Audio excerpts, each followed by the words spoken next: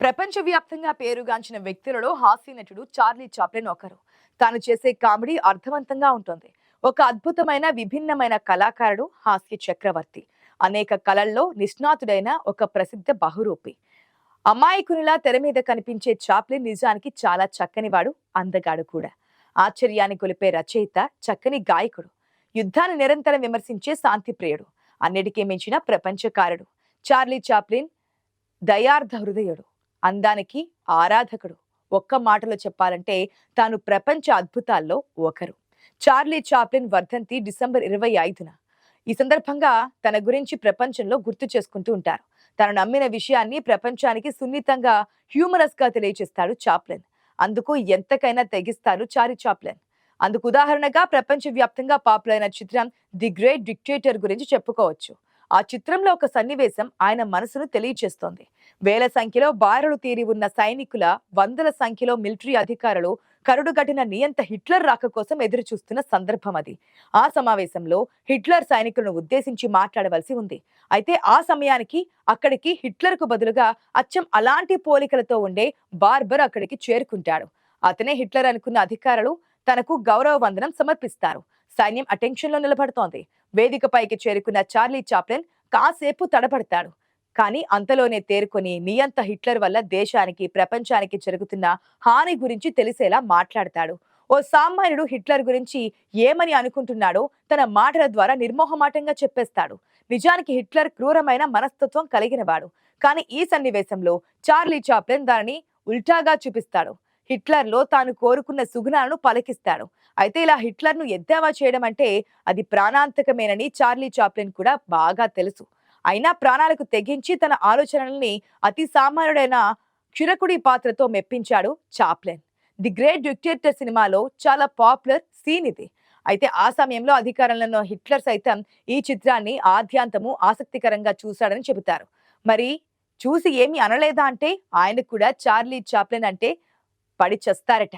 ఇంతకీ చాప్లిన్ ఏం మాట్లాడాడు అన్న విషయానికొస్తే, క్షమించాలి, నాకు చక్రవర్తిని కావాలని లేదు, అలాంటి ఉద్దేశమూ లేదు, ఎవరినో జయించాలని కానీ, ఎవరిపైనో పెత్తనం చెలాయించాలని కానీ నాకు లేదు. తెలుపు నలుపుని తేడాలు నా వద్ద ఉండవు. ప్రతి వారికి చేయగలిగినంత సాయం అందించాలన్నదే నా అభిమతం. మనం ఒకరినొకరు సహాయపడుకుంటూ నడవాలి. ఎదుటివారి సంతోషమే మనకు స్ఫూర్తిని, సంతృప్తిని కలిగిస్తోంది. వారి దుఃఖం ఎంత మాత్రం కాదు. ఒకరిని అసహించుకోవడం, అవహేళన చేయడం మనం కోరుకోము. ఈ విశాల ప్రపంచం అందరిది.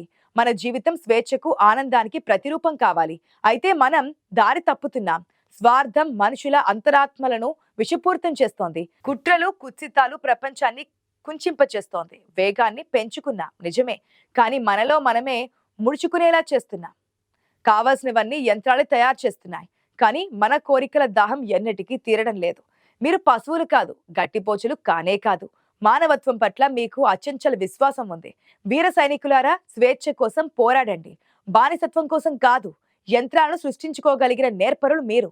యంత్రాలైపోకుండా మనుషులలాగా నిలదొక్కునే ఆత్మశక్తి మీలోనే ఉంది. రండి, ప్రజాస్వామ్యం పేరిట ఏకమై కొత్త ప్రపంచాన్ని నిర్మించుకుందాం. దురాశ, దుఃఖం, అసూయ, క్రూరత్వాలకు తావు లేకుండా చేద్దాం. శాస్త్ర సాంకేతిక అభివృద్ధి సాధించే ప్రగతి వైపు పయనిద్దాం, రండి, ఏకమవుదామంటూ చాప్లిన్ ఉపన్యాసం కొనసాగుతోంది. ఇక్కడ మరో విశేషం ఉంది. ఈ మాటలన్నీ ఒక విధంగా హిట్లర్ కు నచ్చనివిగానే ఉంటాయి. ఇందులో ఒక్క లక్షణం కూడా హిట్లర్ లో కనిపించదు. కానీ అలా ఉండాలని అప్పట్లో జర్మనీ ప్రజలు కోరుకునేవారట. వారి ఆలోచనలనే చాప్లిన్ తన పాత్రతో చెప్పించడం జనానికి బాగా నచ్చిందిట. అయితే ఈ సీన్స్ చూసిన హిట్లర్ మాత్రం దాన్ని స్పోర్టివ్ గా తీసుకున్నారని సమాచారం. నిజానికి అప్పట్లో ఇలా హిట్లర్లో ఆడుకోవడం అంటే ఎంత ప్రమాదం. చార్లీ చాప్లిన్ ఆలోచన ధోరణికి ఈ సన్నివేశం అద్దం పడుతోంది. ఎటువంటి వివాదాలకు తావు లేకుండా వరల్డ్ గ్రేటెస్ట్ ఎంటర్టైనర్ గా ప్రపంచాన్ని నవ్వులతో శాసించారు చార్లీ చాప్లిన్. 1889 ఏప్రిల్ 16న జన్మించిన చార్లీ చాప్లిన్ 1977 డిసెంబర్ 25వ తేదీన మరణించారు. ప్రజలు దేన్ని చూసి నవ్వుతారు అనే విషయంపై ఒకసారి ఒక అమెరికా పత్రికలో వ్యాసం రాశారు చార్లీ. అందులో తన హాస్యం పట్ల తన అభిప్రాయాలను వెల్లడించారు. ఒక వ్యక్తి టోపీ ఎగిరిపోవడంలో హాస్యం లేదని, దాన్ని పట్టుకోవడానికి ఓ పెద్ద మనిషి పడే అవస్థలో హాస్యం ఉందన్నారు. ప్యాంటు చినిగిపోవడంలో కాకుండా దాన్ని కప్పిపుచ్చుకోవడం నవ్వు పుట్టిస్తుందన్నారు. జారిపోయే ప్యాంట్ను వదిలేస్తే ఎవరికి నవ్వు రాదు, కానీ జారిపోకుండా పదే పదే పైకి జరుపుకున్నప్పుడు జనం నవ్వుతారనేవారు. బలహీనుడైన వ్యక్తి పహిల్వాన్తో ఛాలెంజ్ చేయడం, తెలివిగా తన్నులు తప్పించుకుంటూ ఉండడంలో హాస్యం ఉందని అంటారు చాప్లిన్. హాస్యం అన్నది కత్తి మీద సాము లాంటిది. ఎక్కడ ఏ కొద్దిగా బెడిసి కొట్టినా హాస్యం అపహాస్యం పాలవడం ఖాయం. పైగా వ్యక్తి పట్ల జుగుత్స, ఏవగింపు, అసహ్యం కలుగుతాయని భావించేవారు. అందుకే ఆయన హాస్యాన్ని ప్రపంచ దేశాల్లోని నటులు అనుకరించారు.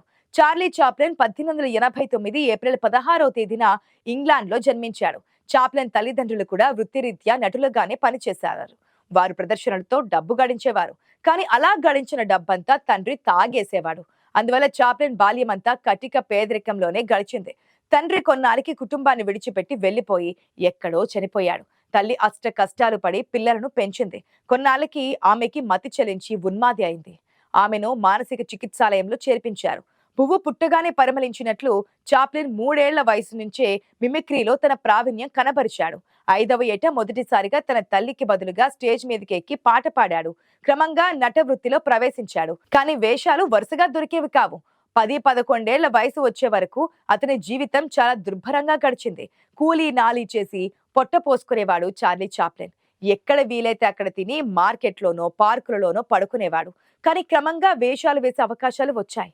ఒక చిత్రమైన బ్రష్ లాంటి మీసకట్టు, బిగుతైన కోటు, వదులు ప్యాంటు, పెద్ద సైజు బూట్లు, చేతిలో వంకీకర్ర, వంకర టింకర నడక, ఇవి అతని సరంజామా. తనకు తాను ఒక ట్రాంప్ పాత్రను సృష్టించుకున్నాడు. ట్రాంప్ అంటే దేశదిమ్మరి. ఇవాళ ఇక్కడ ఉంటాడు, రేపు మరొక చోట. అతడు తీసిన వివిధ చిత్రాలలో కొన్ని వందల హాస్య సన్నివేశాలను, హాస్య హావభావాలను, ముఖ కవలికలను, భంగిమలను సృష్టించాడు. వీటిని ఆ తర్వాత కాలంలో చాలా మంది కాపీ కూడా కొట్టారు. అతని వేషధారణను కూడా కొందరు అనుకరించారు. ఆ రోజులలో దాదాపుగా ప్రతి దేశపు సినిమా రంగంలోనూ ఒక చార్లీ ఉండేవాడు. మన హిందీ సినిమాలలో కూడా ఒక చార్లీ ఉండేవాడు. గుర్తు చేసుకోండి, ఆయన పేరే రాజ్ కపూర్. నేరుగా చార్లీ చాప్లిన్ నే కాపీ కొట్టి పేరు సంపాదించుకున్నాడు. మేరా నామ్ జోకర్ లాంటి సినిమాలతో కోట్లాది ప్రేక్షకులను తన వైపుకు తిప్పుకున్నారు. చార్లీ చాప్లిన్ ఇండియన్ వెర్షన్ గా తను ఒక ప్రత్యేక ప్రపంచాన్ని సృష్టించుకున్నారు. ఆయనే కాదు, ఆయనను కాపీ కొట్టిన దక్షిణ భారత సినిమా యాక్టర్ కమల్ హాసన్ సైతం చార్లీ చాప్లిన్ హ్యూమర్ ను అనుకరిస్తూ చేసిన హావభావాలు తనను బెస్ట్ యాక్టర్ గా నిలబెట్టాయి. చార్లీ చాప్లిన్ నటన కేవలం భారతదేశంలోనే కాదు, ప్రపంచ వ్యాప్తంగా అనేక దేశాలలో ఒక పాత్ర జనాన్ని ఉర్రూ తొలగించిందంటే అతిశయోక్తి కాదు. ప్రపంచాన్ని తరతరాలుగా కదిలిస్తూ వస్తున్న చార్లీ చాప్లిన్ సునిశిత హాస్యం ఆయనకు ఎక్కడి నుంచో రాలేదు. తాను అనుభవించిన జీవితాన్ని పరిపూర్ణంగా అర్థం చేసుకున్న సందర్భంగానే వచ్చింది. ఈ ప్రపంచంలో 100% బాగా ఉన్నవాళ్ళు, 90% పేదవాళ్ళు ఉంటారు. ఆ 90% ప్రజలను నవ్వించేందుకు 10% సంపన్నులను గేలి చేయడంలో తప్పేంటని ప్రశ్నిస్తాడు చార్లీ చాప్లిన్. వర్గ దృక్పథాన్ని ఇంత సింపుల్ గా తేల్చి చెప్పిన వాళ్ళు బహుశా ఎవరూ లేరేమో అనిపిస్తోంది. హాస్యంతో మానవత్వాన్ని జోడించిన మహనీయుడిగా చార్లీ చాప్లిన్ శాశ్వతంగా నిలిచిపోతాడు.